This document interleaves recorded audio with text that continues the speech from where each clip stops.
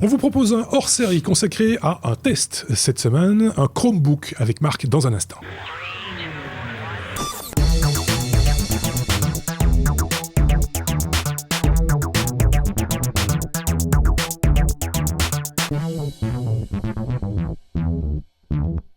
On s'était juré de faire un test d'un appareil de ce type, un Chromebook. On va voir de quel appareil il s'agit exactement dans un bref instant. Pour en parler, on a avec nous également Xavier. Salut Xavier. Salut. Et c'est Marc qui s'y colle à ce test d'un Chromebook. De quel, parce qu'il y a différentes marques proposent ce type d'appareil.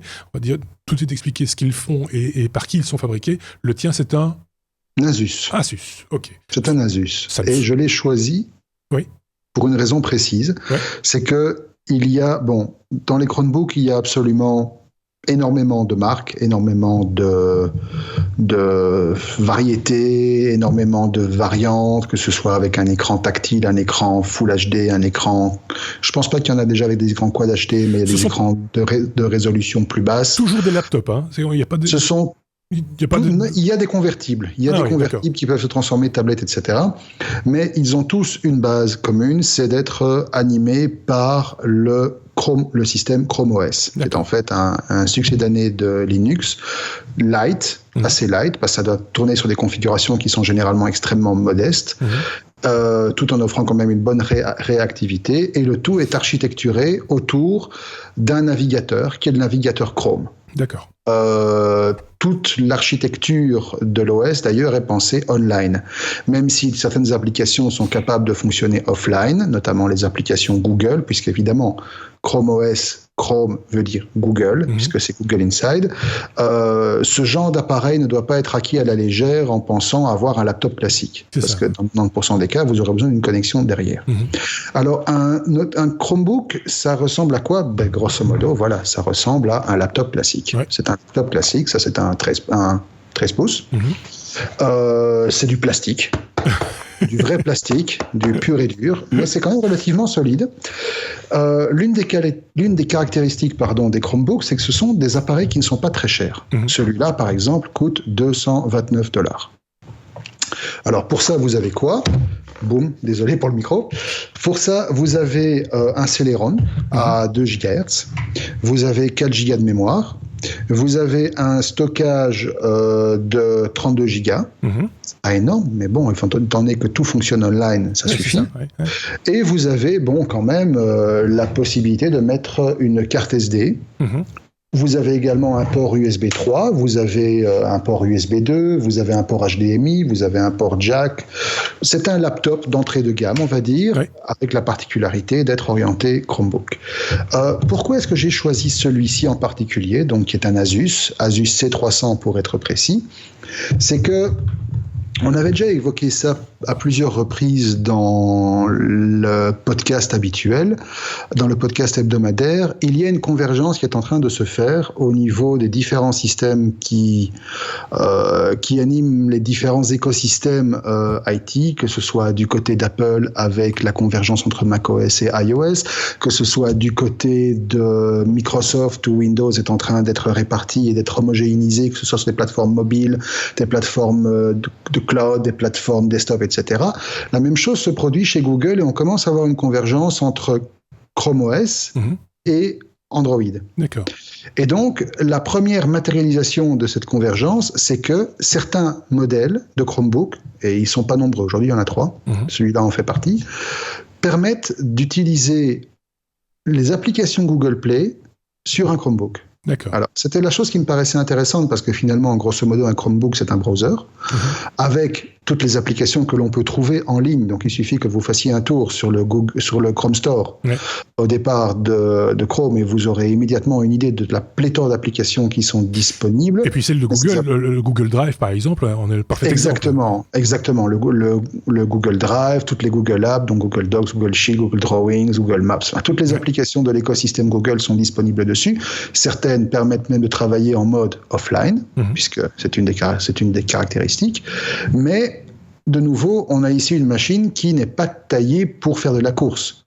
vous allez pouvoir faire des documents, vous allez pouvoir faire des feuilles de calcul, mais pas trop gros. Il ne faut pas commencer à espérer gérer le budget d'une multinationale sous Excel avec ça. C'est pas possible. Il ne faut pas espérer non plus commencer à rédiger le nouveau Guerre et Paix avec ça. Ça ne va pas être possible non plus. Il ne faut pas espérer non plus jouer à des jeux de la mort qui tue. Ça, non. C'est une machine de base avec un circuit graphique de base. C'est un circuit graphique Intel standard. Ça permet de jouer à des petits jeux casual comme ceux à l'époque qu'on utilisait avec Flash. Pas plus, voilà. Donc ça marche bien, mais pas plus. Par contre, là où ça devient intéressant, donc, je conçois que dans l'espèce, ce genre de machine peut paraître tout à fait banal.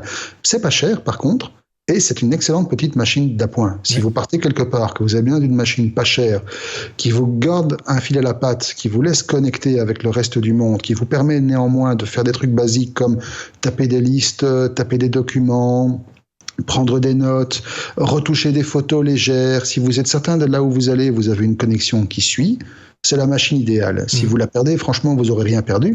Parce que, à la base, c'est une machine online. Il suffit de se connecter la première fois, de configurer votre compte Google, et vous êtes parti. Vous le perdez, il brûle, il se noie, n'importe quoi. Vous en rachetez un, vous reconnectez, tout est de nouveau là. C'est ça un peu la beauté du geste. Par contre, comme je le disais, il y a aujourd'hui 3 machines, d'autres sont censées venir plus tard, qui vont permettre d'utiliser également toutes les applications du Google Play Store. Autrement dit, toutes les applications que vous pouvez utiliser sur votre smartphone ou sur votre tablette, qui tournent sur Android. Et en fait, pour ça, Chrome OS, dans sa version développeur, puisqu'il y a différentes versions, il y a la version stable, c'est-à-dire la version que tout le monde utilise, et il y a la version développeur, qui est une version qui offre plus de fonctionnalités, mais parfois au prix d'une certaine instabilité. C'est ça. Cette version va vous permettre d'installer, par une petite manipulation très simple, une couche supplémentaire qui est en fait un émulateur Android, qui va permettre de faire tourner le Google Play Store, avec tous les services Google derrière, et donc, partant, d'installer l'application que vous voulez. Et donc, par exemple, moi, sur celui-ci, j'ai utilisé les applications Facebook, Twitter, ES File Explorer, j'ai même installé XBMC. Et là, je peux vous dire que ça rame grave, hein, c'est pas prévu pour. Même si techniquement, le chipset graphique qui est embarqué dessus est capable de jouer de la HD sans aucun problème. Et j'ai réussi à le faire d'autres manières. Mais bon, XBMC, faut y aller, quoi. Faut vraiment être optimiste et avoir de la patience et vouloir faire un truc. Mais sinon, ça va vous permettre de taper dans une bibliothèque de jeux monumentale. La bibliothèque de jeux sur Android est juste magnifique. Des applications, il y en a quand même pas mal. Dont certaines sont quand même assez intéressantes et qui pourraient justement compenser certaines applications que vous auriez voulu avoir sur Chrome OS, mais que vous n'auriez pas pu avoir. Exemple classique, Microsoft a décidé un jour que les applications online de Microsoft n'étaient persona non grata sur Chrome OS. Parce que vous imaginez bien qu'avec une plateforme de ce prix-là, c'est la porte ouverte, plus personne va aller acheter un sur Facebook ou un truc comme ça, puisqu'on peut avoir Word et Excel et machin sur un truc qui tient à $200. À partir du moment où vous installez l'application, enfin le Google Play Store, qu'est-ce qui vous empêche d'aller utiliser les applications Word, Excel et PowerPoint qui sont disponibles sur Android? Et voilà, donc c'est toute la beauté du système. Bon, je vous cache pas que par moments, ça rame. Ça rame, c'est pas prévu pour, mais ça permet quand même d'avoir une versatilité relativement importante, ça permet d'avoir une flexibilité relativement importante, et je le répète, pour une machine qui, de manière générale, ne coûte pas cher. Maintenant, à côté de ça, il y a des Chromebooks qui coûtent la blinde. Il y a des machines qui vont coûter jusqu'à 700-800 €. Ah, quand même, Honnêtement, ça ne vaut pas. Enfin, c'est pas nécessaire.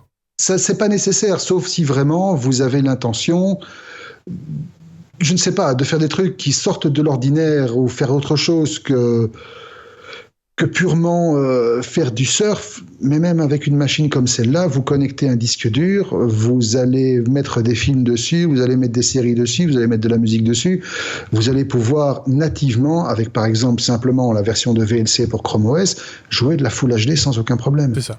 Ça me semble être, moi, un joli couteau suisse. Le couteau suisse par excellence, dans le sens où c'est pas avec le couteau suisse qu'on va bûcheronner ou qu'on fabriquer un meuble, mais par contre ça peut rendre pas mal de service et ça se transporte partout. C'est un peu ça se transporte partout. Ouais, c'est vraiment ça. C'est vraiment ça. Et par exemple, moi qui avais l'habitude, quand je pars en vacances, d'embarquer un Mac ou un PC, je vais, pour mes prochaines vacances, faire l'exercice de partir avec ça. Je sais que j'aurai une connexion normalement qui tiendra la route. Donc, je vais partir du principe que finalement, pour ce que j'ai besoin, c'est-à-dire au fur et à mesure que je prends des milliers de photos, stocker les photos. Pour ça, j'ai un disque dur externe que je connecte dessus. De temps en temps, répondre à un mail, de temps en temps, taper un petit document, et le plus souvent, aller chercher un truc sur Internet. Ça suffit largement. Bien sûr, Xavier. Est-ce que tu as aussi une webcam et ce genre de choses, j'imagine. Absolument. Donc tu peux mettre un Skype ou... Absolument, oui. Et le Skype pour Android reconnaît le matériel, vu que, grosso modo, pour toutes les applications du Google Play Store, donc qui normalement tournent sur Android, c'est reconnu comme une tablette. Non tactile, mais comme une tablette. Okay.